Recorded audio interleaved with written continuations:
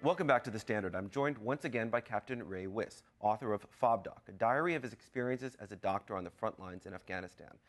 So, in the book, you talk about combat stress and how you deal with that right on the front lines. I think a lot of people, when they hear about, a soldier's been hit and they're dealing with it emotionally as well as physically, give them a break, send them home, let them rest. You say that's a bad idea. Well, if they've been physically wounded, they need whatever treatment that's required. But if the wound is purely emotional and they're just having a difficult time dealing with that, the best idea is to deal with it as close to the front line as possible. Remember that up until the soldier loses emotional control, all of their persona has been focused on doing their job, being there for their buddies especially. And all of a sudden, they feel that they can't. And while it may seem humane to take them off the front lines and let them rest as long as it takes for them to recover, experience and all of the literature has shown that what happens instead is that they start to feel like a failure, like somebody who wasn't able to do the job they were trained for, wasn't able to be there for their buddies when their buddies needed them. And the longer you take to put them back into combat, the harder it is for them to overcome those guilt feelings, those feelings of inadequacy. And for a young person who is so attached to their peer group, it's a very short step from that to suicidal ideation and depression. So as much as possible, we treat them right up at the front line. So I do some of that. We even have social workers and psychologists who will come to the FOB and debrief guys who've come back from a rough operation. Guys their vehicle maybe has been hit by a roadside bomb and they've not been injured, but they're shaky, or they've come from a bad firefight and they're shaky. So we'll deal with that as quickly as possible, and that has been shown to reduce the PTSD and the depression and everything else that's bad from that.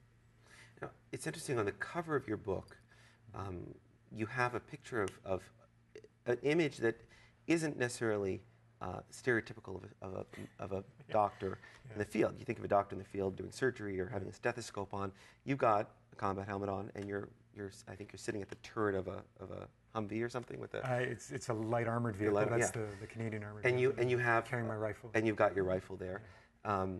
Was that a strange experience for you? I mean, you do have this past experience as an infantry, in the infantry, but to hold a gun that you know would potentially cause harm that you would then have to treat? No, I can't say I really had any trouble with that. There's no dichotomy there. Did you have to use the weapon? I never had to fire my weapon in anger, no. Every time that we went into combat, the situation worked the way it's supposed to work, with the infantry doing the fighting and me doing the healing. On my last tour, I got into a couple of straight-up gunfights, but each time it happened was because the FOB was being attacked. And although I was feeling the bullets fly by my head, I could never identify the source of the fire. It only lasted 10 or 15 minutes. And if I didn't identify the source of the fire, like all Canadian soldiers, my finger was never on the trigger. We don't just start blazing away at villages and fields without a clear target. But I really don't see the dichotomy there. I was there as a soldier, as a medical officer, but a soldier first. And if it came to combat, my job was to help win the firefight, and then after that, switch into doctor mode immediately. You left your practice in Sudbury to do this. Canada obviously has a shortage of doctors. Was there any point where you thought, I'm letting down my patients back home, here I'm treating people out here, but there are most people who are working in the medical field in the military are there because the military paid for their medical school and they're sort of fulfilling a duty. Yeah. You volunteered. I did, and you can argue about doctor shortages anywhere in the world. Certainly there was one in Afghanistan. The Canadian forces wouldn't have allowed me to volunteer if they didn't feel the need for my services.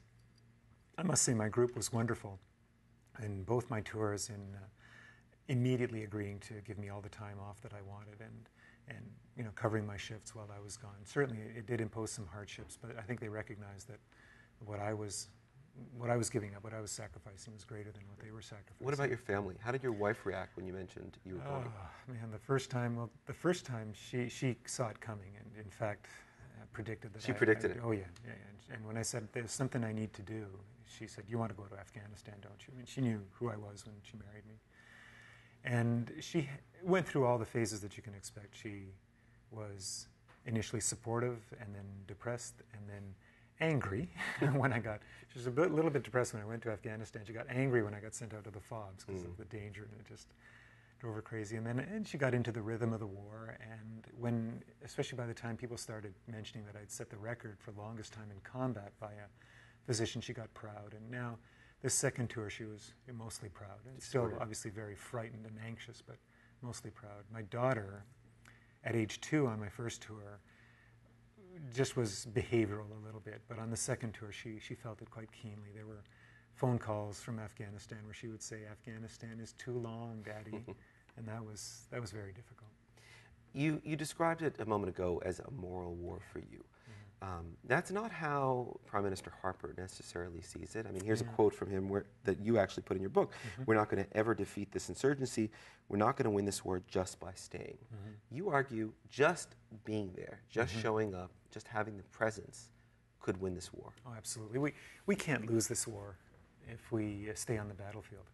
That we're much stronger than the Taliban. Every contact between us and the Taliban almost inevitably ends up in some Taliban deaths and us not having. But you know the argument that no one has won a war in this part of the world. Well, people talk about that, but that's not true. I mean, people go through all of Alexander and the British, and that's absolutely not true. Alexander's troops stayed there for 3 centuries.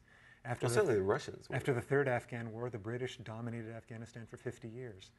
My argument is that we should stay there long enough not to defeat the Taliban militarily, because that is impossible, but to stay there long enough for education to defeat our enemies for us.